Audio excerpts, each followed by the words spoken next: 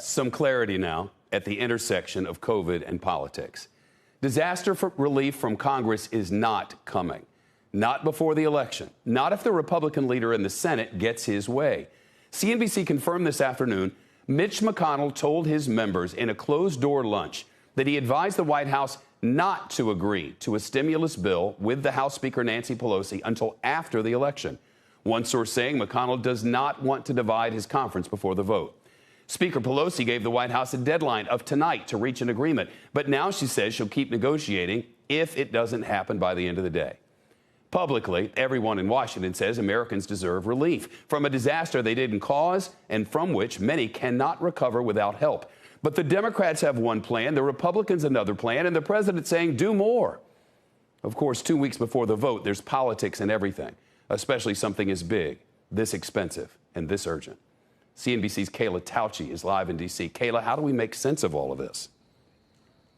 Well, Shep, at this stage of the game, late stage in the game, it's less about the people getting the relief and more about the political calculus for those negotiating it. And there are a couple scenarios that are emerging. In one, the White House could raise its offer to or beyond the $2.2 trillion package that Speaker Pelosi has put forward. President Trump has suggested he's willing to do that, and he could also agree to more of her deal text. That would get Democrats on board, and soon. But there would be significant GOP defections if they were to do that.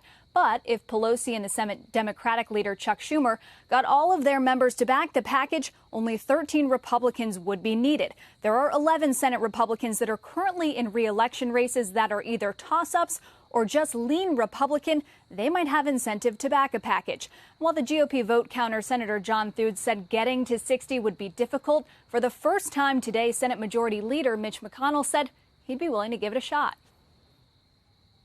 If such a deal were to clear the House, obviously with a presidential signature promised, we would put it on the floor of the Senate and let the Senate consider it. But in another scenario, privately, McConnell has advised the White House to pump the brakes on talks, avoid splitting the Republican Party during a Supreme Court battle, and avoid folding for a package that has ballooned from what they proposed back in July.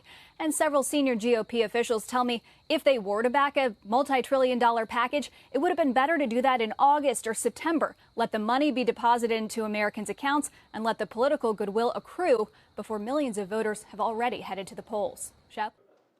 Shepard Smith here. Thanks for watching CNBC on YouTube.